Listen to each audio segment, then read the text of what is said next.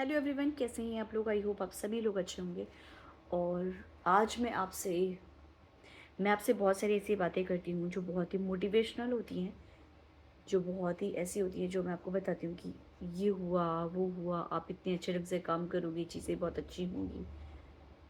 फिर all of the sudden कुछ ऐसा होता है कि आपको लगने लगता है कि क्या चीज़ें अच्छी होंगी।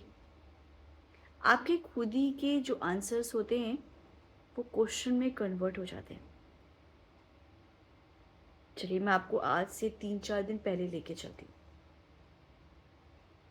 तो मैं ईशा को लेके गई थी सैलून, जहाँ पर ईशा का हेयर कट हुआ था। और ईशा बहुत ही एक्साइटेड थी कि उसे जाना है, उसका हेयर कट है, और वो काफ़ी ज़्यादा हैप्पी थी। और उसने हेयर कट करवाया। हम घर आते हैं और अगले दिन मैं जब अपनी क्लास के लिए जाती हूँ, तो ईशा का खुद का ऐसा टाइम होता है जब वो अपने रूम में अपना टाइम बिताती है। वहाँ मैं देखती हूँ कि ईशा ने अपने कुछ बाल कट कर लिए हैं।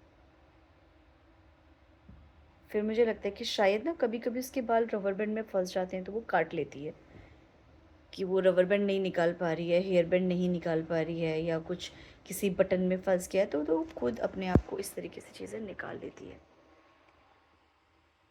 फिर उसके बाद अगले दिन फिर ऐसा कुछ होता है कि उसके बाल फिर मुझे कहीं मिलते हैं, और फिर मुझे पता चलता है कि उसने हेयर कट करा है। तो उसे काफ़ी हम पूछते हैं कि क्यों किया ऐसा, किस लिए किया ऐसा, बट ऐसे कुछ सॉलिड आंसर्स मुझे मिल नहीं पाते हैं।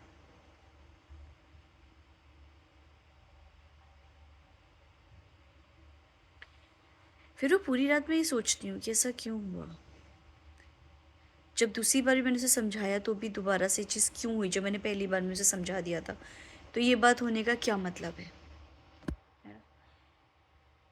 पर फिर भी उसने किया। जैसे कि पहली बार क्या होता था कि पहले मैं जब ईशा से कुछ बोलती थी, ये क्योंकि वीडियो एक ही कट में बन रहा है, तो मेरी बातें कई बार बहुत अच्छे ढंग से नहीं आएंगी, और ये वीडियो मैं एक ही कट में करूँगी, इसमें कुछ एडिट नहीं करूँगी, तो सारे जैसा मैं सोच रही हूँ ना एग्जैक्टली मैं वो बोलती जा रही हूँ।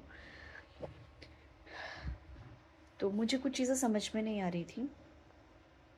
फिर एक और ऐसा इंसिडेंस हुआ पीछे कुछ दिनों में कि बोला कि हीटर नहीं चलाना है, रूम बंद नहीं करना है, तो उसने वही सेम काम किया क्योंकि वो हमने मना किया था। चलो, वो तो बच्चों में होता है, लेकिन पहले ना जो हम कहते थे ना वो बात पत्थर की लकीर होती थी। ईशा कहना मानती थी, बट इधर हम देख रहे हैं कि जो हम कह रहे हैं ना कि ये नहीं करना है, तो वो उसको इस तरीके से ले रही कि ये तो करना ही है। तो पहले क्या होता था, मैं ईशा को छोड़ के चली जाती थी, जैसे कुछ देर के लिए जाना है ना, तो पर अब मैं नहीं छोड़ पाती क्योंकि मुझे नहीं पता कि वो किस तरीके का सोच के क्या करेगी, तो मुझे रियली नहीं पता।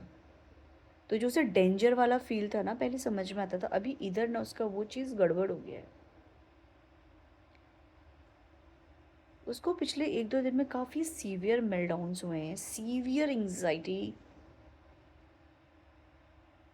तो मेरा क्वेश्चन ये है, कब, है ना, कब ऐसा होगा कि हमने ये चीज़ सॉर्ट कर लिया है, ये चीज़ हमने इस पे काम कर लिया है, अब ये चीज़ सॉर्टेड ही रहेगी।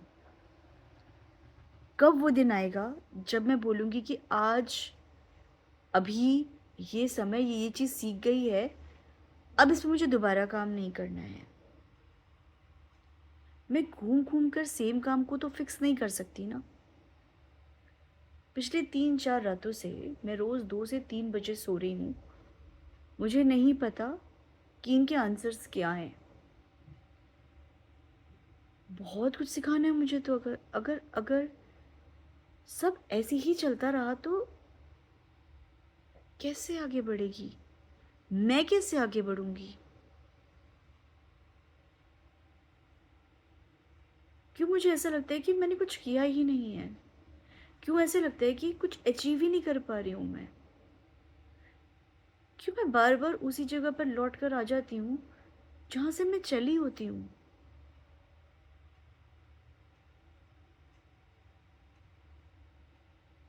ठीक है, कोई नई चीज़ नहीं सीखी, कोई बात नहीं, सिखा लेंगे, पर जो सीखा है वो क्यों बार-बार सिखाना पड़ रहा है? कभी-कभी मुझे खुद के लिए बुरा लगता है। कभी-कभी मैं बहुत सेल्फिश हो जाती हूँ। मैं सोचती हूँ मैं कब तक सेम चीज़ पे काम करूँगी?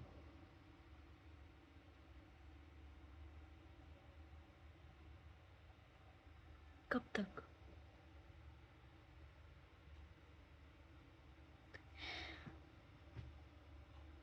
मुझे लगता है कि हर हर पेरेंट्स को, हर कोई इस जर्नी में इस हर शायद 2-3 हफ्ते में तो एक बार ज़रूर इस जगह पर आता है।